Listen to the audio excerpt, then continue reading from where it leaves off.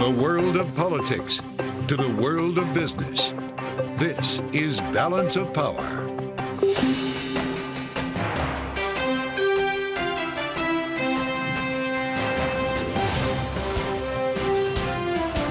Live from Washington, D.C. From Bloomberg's Washington, D.C. studios to our TV and radio audiences worldwide, welcome to Balance of Power. Alongside Kaylee Lyons, I'm Joe Matthew. Signs of progress toward a foreign aid bill in the Senate that would provide security assistance for Ukraine and Israel. But there's a long path ahead. We'll dig into the details, plus what it will mean for the war effort in Ukraine. We'll be joined at the table by Oksana Markarova, Ukrainian ambassador to the United States. And the DOJ releases a scathing report on President Biden's handling of classified documents, calling attention to his, quote, poor memory, but stopping short of charging him. This is the Supreme Court hears historic arguments in Colorado's case to kick former President Donald Trump off the ballot. We'll get analysis this hour from law professor Tara Lee Grove. So, Joe, a lot to keep an eye on Capitol Hill and in the Supreme Court today, but we really have to begin with the latest news, which is the release of this report from the special counsel at the Department of Justice that is not charging Biden with any crime here, but does say he mishandles documents and calls special attention to what they call poor memory. Yeah, it does not paint a great picture here, almost framing him as a Mr. Magoo, as he did talk to them in their interviews in that fashion as an aging man who couldn't remember a lot. Donald Trump is already out with a statement on this, calling it a two-tiered system of justice, which we've heard many times before. And we heard from the president himself. Here's Joe Biden from a few moments ago. I was especially pleased to see the special counsel make clear the stark differences between this case and Donald Trump. As the special counsel wrote, and I quote, "Several material distinctions between Mr. Trump's case and Mr. Biden's are clear. Most notably, after given multiple chances," this is the continuation of the quote, "he returned classified documents and avoided prosecution. Mr. Trump allegedly did the opposite." So joining us now on that story and our other top stories this evening are Bloomberg's Sarah Forden, Jack Fitzpatrick, and Kate Davidson. Sarah, of course, leads our legal coverage here in Washington, so let's begin with you. No charges here from the Department of Justice. Perhaps optically it could be an issue for the president, and also interesting to see them call attention to, as the president just pointed out, the differences between this classified documents case and the classified documents case for the former president, in which he has been charged with many felonies. Yeah, absolutely. I mean, we were not expecting charges to come out in this case in any case because of the difference in behavior. You know, Biden cooperated. He sat for interrogations. He, gave back the documents, major difference in their behavior. But as you said, I mean, the image of him that came out of this report is almost as damning as maybe charges would have been. Even though Robert Hur, the special counsel, said he didn't think they were able to seek and get, conviction in court, he would have come off as a sort of sympathetic elderly gentleman with a foggy memory. A special counsel report that describes the president as, quote, "an elderly man with a poor memory," unquote. How common is it to see that type of characterization? Never heard this before, at least not from an official investigative report. I mean, this is definitely going to be part of the fray coming up. It's hard to deny the potential political implications here. He's just been branded by special counsel as elderly with a poor memory, kind of getting at one of his greatest weaknesses as a politician. This is going right to his Achilles heel, for sure. Well, as he seeks re-election in November, and very likely will be running against in that general election, the former President Donald Trump, who has been charged in his own documents case, but also has been kicked off the ballot in Colorado, at least for now, on the grounds of the 14th Amendment, which is why at the Supreme Court today, those 9 justices were hearing arguments in that case, deciding whether or not they will allow it to stand. It seemed, though, Sarah, that the justices were pretty skeptical of the decision that Colorado made. We came away from this with the idea that they are not preparing to kick Trump off the ballot. There are real questions, from both liberal and conservative justices, about whether one state could kind of lay down the law that could then affect, states across the country. Trump's lawyer in this case asked for a resolution that would sort of level the playing field for the entire country, and it seemed from the questions from the justices that that's their thinking too. We heard earlier today from the Palm Beach County State's Attorney Dave Ehrenberg, who talked about Donald Trump's other case. This is the immunity case that may well end up before the Supreme Court. Here's what he said. I don't think there's a chance in the world they're going to give a president absolute immunity like Trump is seeking. But Trump's strategy really is delay, delay, delay. And if they grant cert and they take a long time to review and make a decision, then Trump will win by losing. Sarah, he has till Monday to make this request of the Supreme Court? Yes, the deadline is Monday. He has said he will appeal. The filing could come in any time between now and then, but we're expecting it most likely on Monday. All right. Great, Sarah. Thank you for your great reporting and insight. Sarah Forden here on Balance of Power. As we turn now to Jack Fitzpatrick from Bloomberg Government. After another fascinating day on Capitol Hill here, Jack, it's good to see you. This border deal, coupled with money for Ukraine, Israel, Taiwan, failed miserably yesterday in the Senate when it went up for a procedural hurdle. Excise the border stuff, and the bill passed that same procedural vote today. Is this going to pass the full Senate? This is good news for supporters of Ukraine, which is the real X factor and the heaviest lift. It is not the finish line. They got through this procedural vote with 67 votes. They needed 60. You can still change your vote in a subsequent procedural vote because the conversation now is what kind of amendments do members get to offer and what do they get a vote on and do they succeed? There's a whole universe of amendments that members have filed. They may still be filing more. There are behind-the-scenes negotiations on what gets a vote. So it's absolutely not in the clear yet in the Senate, but the fact that they managed 67 votes for that first hurdle was a good sign. Of course, the House is an even heavier lift. So there are plenty of issues remaining in Congress generally for Ukraine aid, but this was one good sign for Ukraine aid supporters in the Senate. Well, let's talk about the House, though, because even if the Senate does all that work, questions around how long that work may take if you don't have unanimous consent, if Rand Paul makes good on his threat to make things not go quickly. If it passes with enough of a bipartisan majority in the Senate, how difficult would it then be for Speaker Johnson to not put it on the floor in the House? This has been a conversation for a while, and people like Chris Murphy, the lead Democratic negotiator, have said we want as many votes as possible. The fact that with details still remaining to be worked out, you're talking about 67 votes for a procedural vote, not 80, 85. That's not a huge amount of momentum. There are House Republicans who you'd be surprised to hear say this. Mike Rogers yesterday, the House Armed Services Chairman, said he doesn't think that this can happen in the House without immigration measures, despite the fact that that's exactly what melted down. So it is a pretty mainstream position in the House to at least be skeptical of this, if not outright opposed, even from people who have generally been supportive of Ukraine. Right now, what we can say is it's very complicated to imagine House Republican leadership bringing this up and not facing huge repercussions from conservatives. Complicated indeed. We're glad you're covering it for us. Jack Fitzpatrick of Bloomberg Government, thank you so much. Now, elsewhere on Capitol Hill, Treasury Secretary Janet Yellen was testifying before the Senate today. And Republican John Kennedy, a member of the Senate Banking Committee, raised concerns about inflation.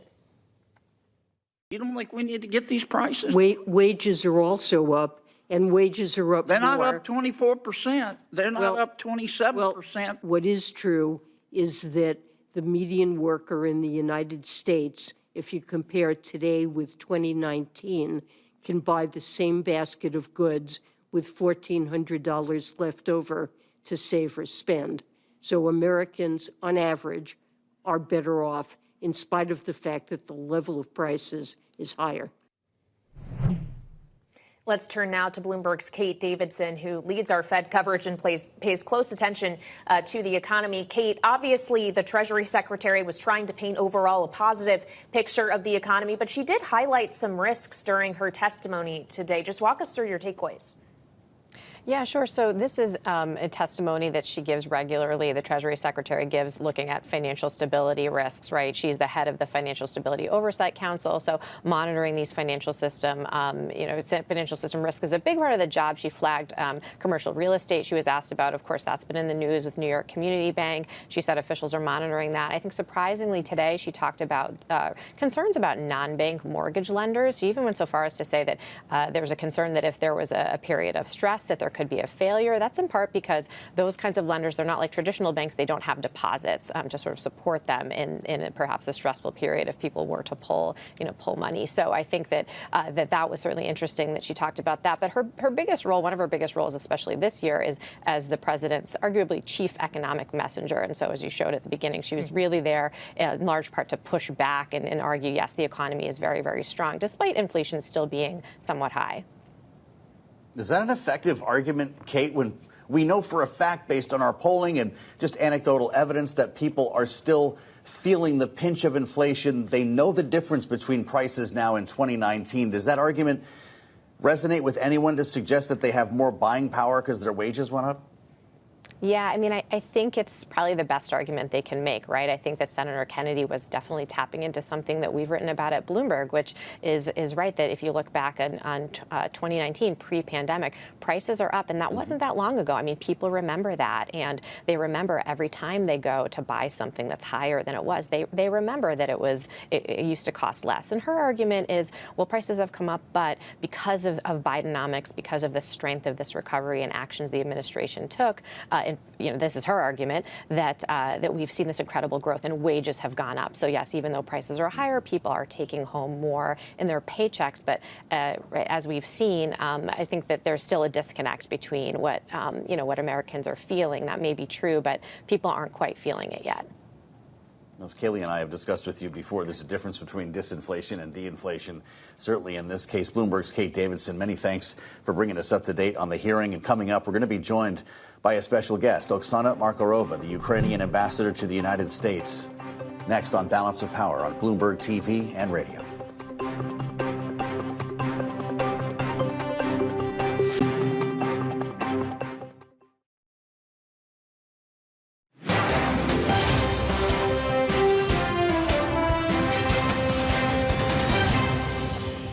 Can we get the help for Ukraine that Ukraine needs? That's the question on the table today. I'm convinced that we have the ability to address this supplemental. If the final bill doesn't waste money, then I think it has a chance of passing. This is an incredibly important decision, and we have to take action. Ukrainians are fighting for democracy. They need help from the U.S. government.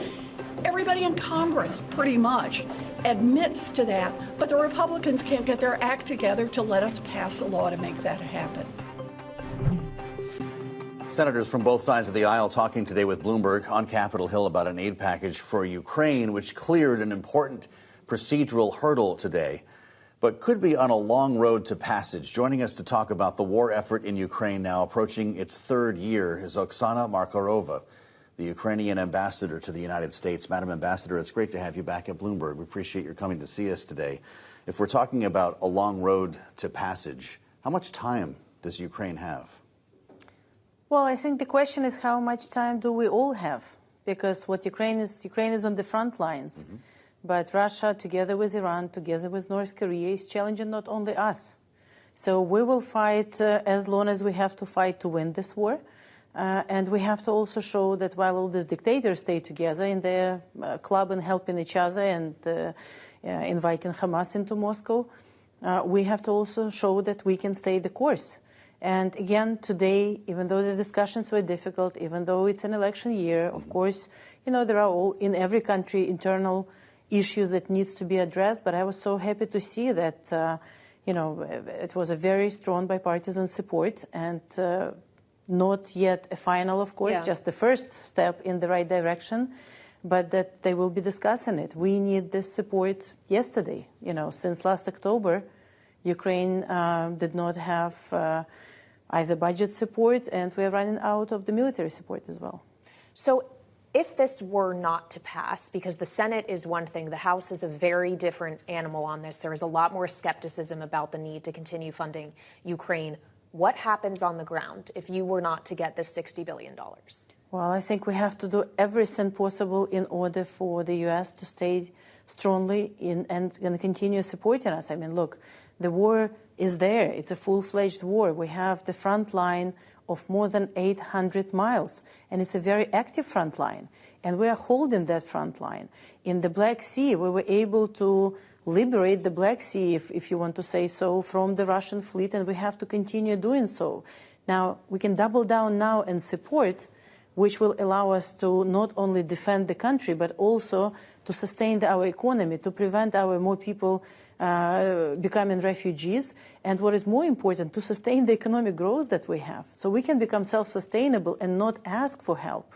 It's an active front line, as you described, with reporting today that there is a critical shortage of manpower, of soldiers, men and women who can fight on the front line. And I understand there was a disagreement between President Zelensky and what is now the former military chief. You've had a change in leadership. What is your take on that? What is the most important need? Is it manpower or is it hardware?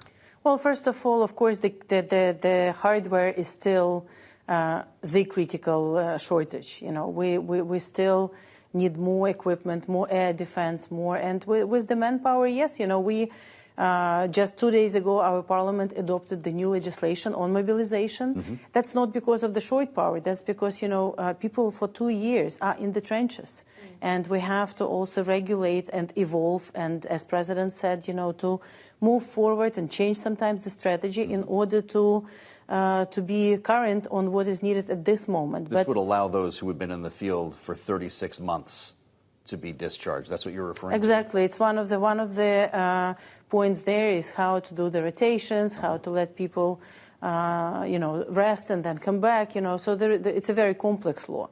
But in general, people are still motivated. We still have enough people who want to fight, who there is no choice, actually, for us. We are defending our homes. But the equipment, we are running out of equipment, and especially missiles and interceptors and everything else. So it's still a very much function of the weapons. You talk about how people in Ukraine are motivated, and we know that President Biden seems pretty motivated to make sure to continue to aid Ukraine as well. If the congressional aid doesn't ultimately pass, have you discussed with the administration potential alternatives through which Ukraine can get assistance? What would Plan B or Plan C look like? Well, I think we all have to work really hard on Plan A because, frankly, in any country which is a democracy like Ukraine and the United States, you need approval from Parliament. You need approval from people for this. So there is no Plan B that you've discussed? Well, no. Of course, we're discussing even now, and Pentagon is trying to support us in any way possible. And Europe has stepped up, and as you know, last week the decision was made, and we're asking our partners to front-load the budget assistance. So we work constantly on so many areas of what can be done. And with administration, we work very actively since last September on co-production so that we can produce more weapons in Ukraine. As you know, in drones and all this maritime drones, we are producing them in Ukraine. We will do all of that. But let me be very clear, there is no alternative to continuing the support. Of course, we will use everything. Of course, we have intensified work on the confiscation of the Russian assets. But that's not Plan B. It's part of Plan A. And we have to stay the course together. Madam Ambassador, what happens to this effort if Donald Trump is the next president? Well, you know, first of all, I think we still have to think about this year, and we have to win, and we have to fight, and we have to do everything possible. Second, you know, it's a democracy. We will work with the president that the American people will elect. But I have to remind you that we have to thank Donald Trump for providing us first javelins. It was Donald Trump's administration, and I was the Minister of Finance then, you know, worked a lot with the administration. The decision on the lethal aid to Ukraine was taken by Donald Trump and his people. So, you know, it's, look, I think it's not a partisan, it's a bipartisan issue. Mm-hmm. The fight for freedom, the fight for independence, fight for democracy and the values that we share. It has been, and we will work very hard to have it bipartisan. It's all American, you know, issue. So I'm positive that, you know, we will stay together because we are strategic friends. We have been, we are strategic friends now, and we will be, regardless of the election cycles, which again also happens in Ukraine, you know. And when we win the war, we will come back to the normal election cycles, unlike Russia, North Korea, and all the wonderful countries that are attacking us. All right, Ambassador, thank you so much for joining us here at Bloomberg Television and Radio this evening. We appreciate your time. That's Ukraine's ambassador to the U.S., Oksana Markova. This is Bloomberg.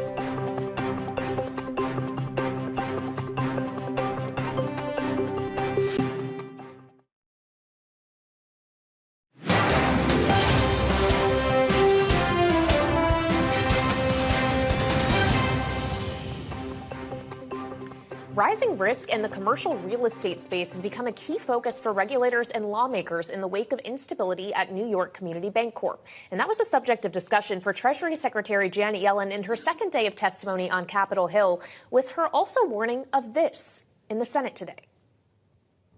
FSOC is very focused on that because non-bank mortgage companies lack access to to deposits which banks have. There is concern that in stressful market conditions, we could see the failure of one of these.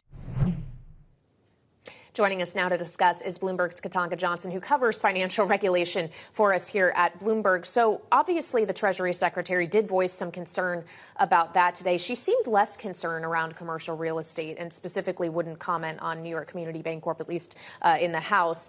So what should our takeaway be of how great risks to financial stability are right now? That's an interesting question. I think the Treasury Secretary really wanted to home in today on the fact that there has been ongoing work at the FSOC about how they can monitor the risks around non-bank mortgage firms and perhaps demand those firms to disclose more data, more granular details about their particular risks, especially in the moment of stress.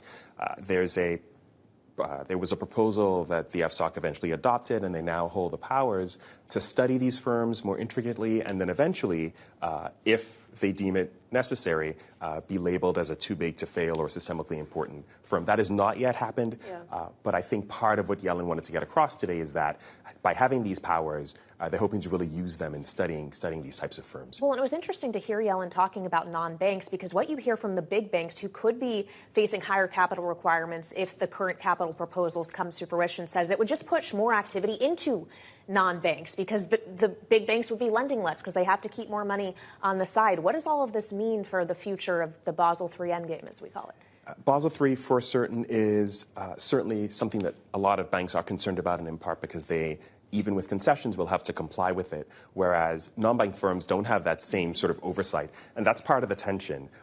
Non-banks have increasingly gotten more business in mortgages and other types of traditional business lines that banks would offer, but by not having the visibility into what other risks, whether those are counterparty risks, whether that's risks to actual liquidity issues they may face, it's something really, really on the minds of regulators.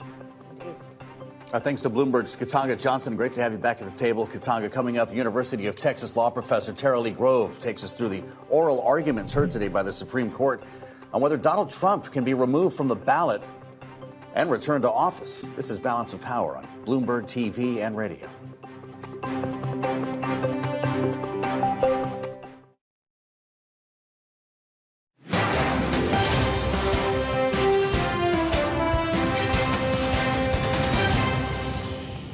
In watching the Supreme Court today, I thought it's a very beautiful process. I hope that democracy in this country will continue. I thought the presentation today was a very good one. I think it was well received. I hope it was well received. You have millions of people that are out there wanting to vote, and they happen to want to vote for me or the Republican Party. That was former President Donald Trump earlier speaking from Mar-a-Lago after the Supreme Court heard arguments today in the 14th Amendment case, weighing Colorado's decision to remove Trump from the ballot over his role in the attack on the Capitol on January 6, 2021.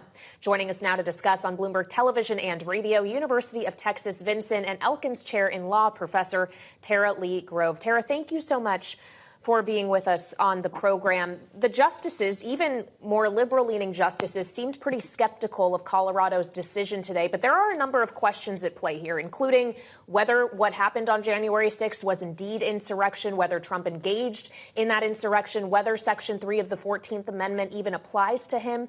Do you view the Supreme Court as likely to actually answer any of those questions, or would they find another way to overturn Colorado? So I think your instincts are right. The court is likely to overturn the Colorado Supreme Court's decision. And the question is how and what will the ultimate vote be on that decision. I think the court will answer some of those questions. The justices seem most interested in the question as to whether Section 3 of the 14th Amendment that bars people involved in an insurrection from serving in public office, whether that applies to the president, and also whether it's possible for a state to disqualify somebody campaigning for a federal officer, or if the state needs congressional approval first. And I think we're going to get an answer on one of those two questions. I don't know that we're going to get an answer on both of them. And I don't know that we're going to get a definition of insurrection. That's pretty interesting, actually. I talked about what the outcome might look like with Palm Beach County State Attorney Dave Ehrenberg a little bit earlier, and he sees the court punting on this. Tara, here's how he put it. In the end, they will probably say that the 14th Amendment is self-executing, meaning you don't need Congress to make it happen. There is still Section 5 of the 14th Amendment, which says that Congress shall enforce this section. So what I think the court's going to do is they're going to punt, and they're going to say, hey, Congress, do your job, pass some uniform laws so we don't have 50 different states going in 50 different directions. What would be the impact of such a ruling? So what was interesting about the argument today is the Supreme Court seemed to want to split the baby and say it's still possible for states to disqualify people running for state offices and local offices who have engaged in or alleged to have engaged in insurrection, but not people who are running for federal offices. So I think we may get it's a situation where Congress needs to pass legislation for part of the amendment, and something I didn't expect, actually. Tara, I was actually at the Supreme Court briefly today outside, where there were not that many people protesting in support of the former president, but several holding signs of the like that say remove Trump or calling him a traitor. There were also a number of people out there protesting specifically about Justice Clarence Thomas, calling for his recusal in this case, given his wife, Ginny Thomas, and the role that she played in efforts to overturn the 2020 election. He was participating in these oral arguments, asking questions pretty much right out of the gate. What does that signal to you about his willingness to recuse himself, not just in this case, but any case pertaining to the former president or the 2020 election going forward? Right. So the justices, the recusal approach of the justices is not something that necessarily mirrors the rest of the federal judiciary. Supreme Court justices are very reluctant to recuse from any case unless they, for example, have a personal financial interest in one of the parties. And I think we've already seen from Justice Thomas that he is happy to sit on a variety of cases involving the 2020 election. He has already done so. And so I don't think most legal observers thought that he would stay away from this particular case. I'll also say Justice Thomas now has a habit of asking the first question or one of the first questions in every single oral argument. So his conduct in this case was actually the same as what he's been doing in every Supreme Court case since he started asking questions regularly. To ask you about this Department of Justice report today on Joe Biden, not Donald Trump, when it comes to mishandling of classified documents. Of course, Donald Trump is dealing with his own indictment on that. But President Biden was found by the special counsel to have knowingly kept and stored classified information and, in fact, not only willfully retained the documents, according to this, but disclosed materials after his vice presidency when he was a private citizen. Yet no charges. How come? So I think that one of the things the government has often done in these cases is say, okay, people make mistakes. They shouldn't make mistakes when it comes to classified documents. But when we tell them about the mistakes, are they cooperative or not?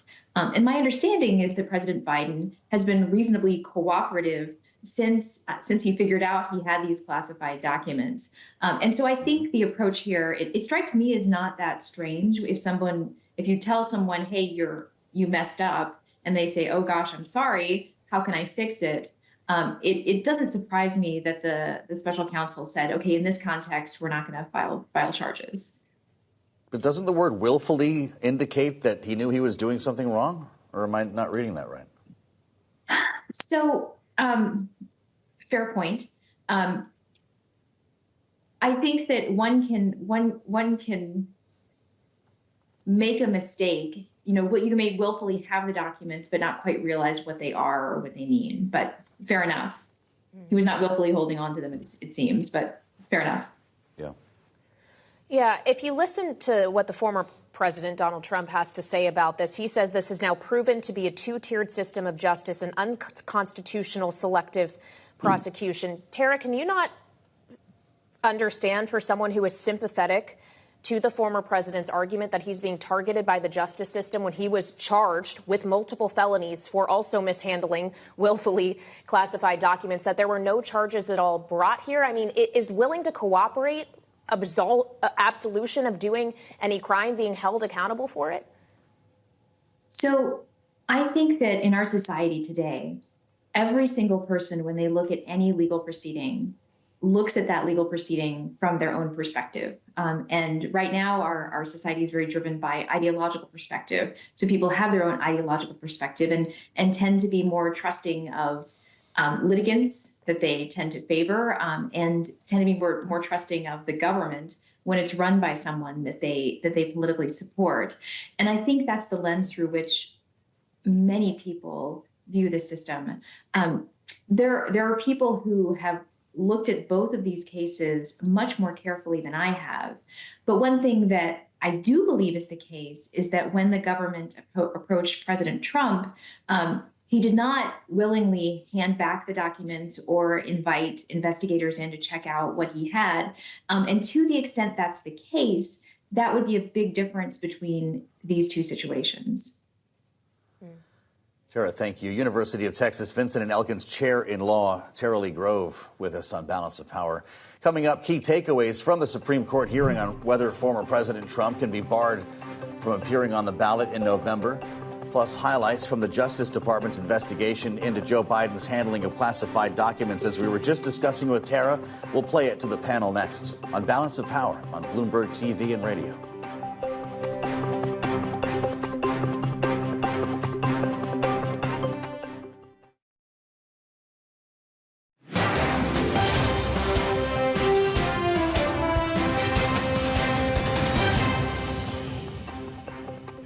This is Balance of Power on Bloomberg TV and radio. A sympathetic, well-meaning elderly man with a poor memory. Jeez. That is how special counsel Robert Hur and his team said President Biden presented himself during their interviews with him in the report they released today, saying he mishandled classified documents, though they won't formally charge him.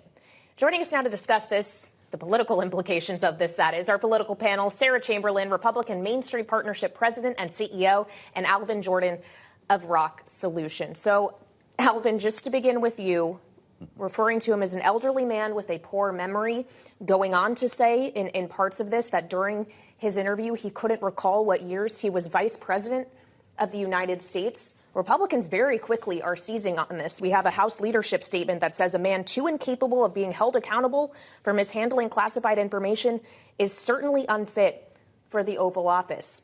What's wrong in that statement? Well, I mean, the last part is what absolutely is wrong as far as not being fit for the office. But if he can't be charged because he can't remember details? Yeah, I mean, my take on this actually is probably different than most in the sense that for the first time, I actually applauded it in the sense that I think his team just said, all right, we're going to lean into this and we're going to use this to see if we can wiggle out of this. And albeit, maybe a tough, by playing up your biggest weakness? I think at this point, no one is not saying it anyway. Yeah. And I don't think it's a weakness that could potentially be even more detrimental to how people view him. I'm not saying it is the right approach, but I am saying that if you take a serious look at it, I can speak for myself. I've probably said these exact words as far as describing the president respectfully. However, I believe just to take an honest step back that, this is who we're dealing with, and I think that his team is trying to play it up. The issue is it's a very delicate dance because on the one day we can say, look, I actually don't recall, when I was vice president, and on the next day we have to, convince the American public that, he can lead the country. Wow. And so, regardless of whether he can or can't, I just think that this was an opportunity where they took a gamble to see, if they could, stave off some allegations and actual litigation. And so I think that, they gave it their best shot. Amazing. I know this is Washington, but I had people, and you heard the same thing, say, oh, it's over when this came out. It's over. The election's over. The fact of the matter is, though, the Trump campaign can now lift the special counsel's own words and turn that into an ad. Oh. So I respectfully disagree with you. So on a personal note, I have great compassion for him. He is an older gentleman, and, losing his son, and he's been through a lot. Yeah. But I think this is the beginning of laying out the course that maybe he should not be running for president, and maybe the Democrats would substitute someone else in. But we have been saying this on the Republican side for the last year. Mm-hmm. He really, though a very nice man, he probably should not be running for president. It's probably time for him to retire and spend some time at the beach house, frankly. So Lyndon B. Johnson, round 2. Alvin, can that really happen here? I don't see it happening. I think that they've made it very clear that he is going to push it all the way forward. And I think that this is just them saying, look, in this particular instance, age got the best of him. We might have forgot where we put a box or two. No harm, no foul. Obviously more serious than that in the actual, the actuals of it all. But I think that was the attempt. And I think we'll see him, in every spot that he's scheduled to be at, lined up as it stands today. So it becomes the choice between a man who can't remember a lot and an almost as old man facing 91 counts who could be convicted before we get a chance to vote. And that's what the United States has to offer right now. Yeah. Enter the no labels conversation and this whole idea about a third party. You can't win, though. But that's I think the third party really damages it. Mm-hmm. But I will tell you, obviously, I have a lot of members that are part of the Republican Main Street Partnership, and the members will tell you that when they engage with President Biden, he can't remember things, and if you ask him a question, he looks, and if it's on his cards, he can answer it, but if it's not on his cards, he stumbles. And these are elected members of Congress that would never go public with this. You hear this. I hear this because I'm behind the scenes with them. So they have a lot of compassion for him, but I don't think that this report is that far off. And I don't think they were going to try to protect him and not charge him. Yeah. And if they were, not a good way to do that because you don't paint him as an old man, so don't charge him. Well, there's a reel of Donald Trump having some cognitive I was just about to say, thinking Nikki Haley was, I guess, Nancy Pelosi on the Capitol, in the Capitol on January 6th, that she somehow would have had control of security. And he's not that much younger than the president either, just a few years. And of course, we were starting our day thinking the legal issues we'd be talking about with a president or former president was what was happening in the Supreme Court, this case of the 14th Amendment, Colorado's decision to keep him off the ballot. It seems, Sarah, that the court is more in favor of overturning Colorado's decision if you just listen to the skepticism in their answers, where, of course, are going to wait for a ruling. If they don't, what would happen? If they don't overturn Colorado? If Colorado's ruling was allowed to stand, what happens politically to the United States of America? Well, first of all, that would be a disaster, in my opinion. And the blue states will all remove him from the ballot. We will have absolute unrest in this country. And we can't have that. So I think the Supreme Court will overrule Colorado. Trump himself predicted bedlam, right? Alvin, when you try to envision that, what does it look like? I think it's just as Sarah laid out. If that happens, he's coming off of the ballot one way or the other. When you say bedlam, though, I think January 6th. Well, great tie-in. And the date in question. Yeah. I mean, one would hope that wasn't, kind of a brazen, stark kind of dog whistle of sorts to kind of tee it up as almost a threat. As someone, again, someone that was here and held up looking out of my window right a few blocks from the Capitol, a few years ago, I understand the seriousness of those comments. And I just think from a precedent standpoint that I don't think we're as close to seeing them uphold it as maybe one would think we would, just for the sheer fact that from a president standpoint, I just don't think they can take that turn. Okay, well, Alvin, Sarah, stay with us because we have a lot more to discuss with you because we got to talk about what happened in the Capitol today. Coming up, the Senate is inching toward potentially passing a foreign aid bill. Can it do anything, though, in the House of Representatives? We'll discuss that next. This is Balance of Power on Bloomberg TV and radio.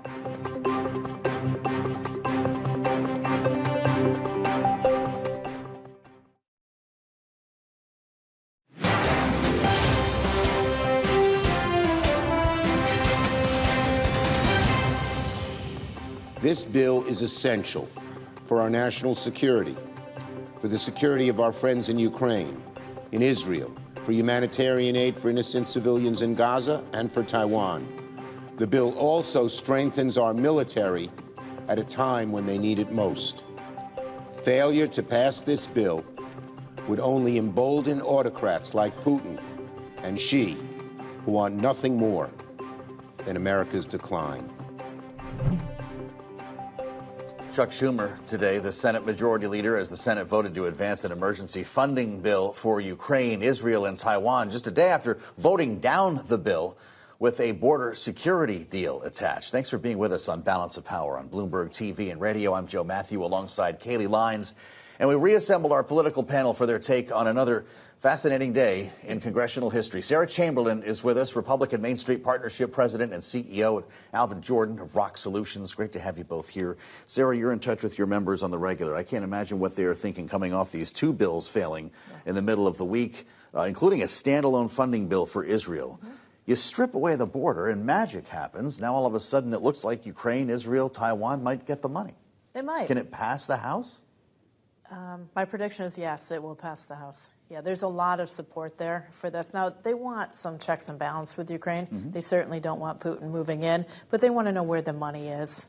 I mean, that really has never been a checks and balance with all the money we've given them. But the members really do want to support this. So I think you will see this move forward. I do think you're going to see some border, a Republican border, put back in out of the House bill. So I think it should be interesting to watch. You say you think it will pass. That's assuming you then think it will get to the floor. And then what becomes of Mike Johnson? He will bring it to the floor and but let the votes. Could this bill pass at the expense of his speakership? It could, but no one is going to oust him.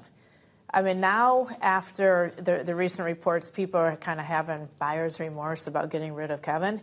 They're not going to oust the speaker as well. And frankly, who is going to take this job? The speaker has the toughest job in Washington, maybe the toughest job in the country. It is a thankless job. I mean, he's doing a great job. He's a nice man. So I think his job is safe. So I think you're going to be able to see him move some bills. So he did have an unfortunate day yesterday. Democrats did a sly thing. We'll just leave it at that. This is Al Green showing up Al Green at the last minute. Is that what we're talking about? Oh, yeah. So the gentleman from Texas talked to us yesterday on the phone from his hospital bed, is what we were told. Some don't think he was ever in a hospital bed, that this was a conspiracy of some sort. That says, I guess, a lot about where we are in politics in Washington. But is Hakeem Jeffries right? It's not their job to tell the other party where their members will be on the floor? If it happened the way that Al Green said, then sure. I think there's some nuance if there was a bit more production put into it and a bit more of the cahoots, if you want to use that word. Deal-breaking vote, though. For sure. Even one that Al Green admitted that he didn't even know that he was tying. As he placed it right at the last. You believe that? He did say, I don't know if I believe that part. I don't believe that. I don't think that I could believe that he both was in the hospital and also didn't know that the vote being cast was the tying vote. So I'll give him 50-50 on one being true and one maybe not being. But I think just as it goes, we're really kind of entering. I think as the week gets long, just political theater at the highest level, and so some of these things are starting to leak a bit. Keep in mind that the balance right now between Republicans and Democrats in the House is the margin's very small, the difference. We're going to get one, though, Tuesday. Do you really believe that? New York 3, you think the Republican wins? The reason I think that is that county, that section of New York has the best turnout model of anywhere else in the country for Republicans. I mean, there are people who live there who have said people have come and knocked on their door 3 or 4 times. Yeah. They have a great turnout model. I think she will win on Tuesday. I really do. Republican Main Street Partnership is supporting her. Yeah. But we think she'll expand. What would we be up to, 3 at that point? That would be a whole 3. We talked to Don Levy at the Siena College poll today. They're out with numbers today. The first real view that we've had, Suozzi is up the Democrat by 4 points. Do you think Democrats can turn that seat back? I think they're hoping in ways that, to kind of to Sarah's point, where maybe they didn't believe that was actually possible most recently. And so I think that would be just a complete just upheaval of a seat that I, in my personal opinion, believe that will be harder to win than the 4%, but I think that it's promising when I feel like the numbers in actuality might be even flipped. So they'll just have to push it out into if the voters blame the Republican Party or a guy named George Santos next Tuesday. Our thanks to Sarah Chamberlain and Alvin Johnson for a great conversation. Check out the Washington Edition newsletter on the terminal and online. Thanks for joining us on Bloomberg TV and radio. This is Balance of Power.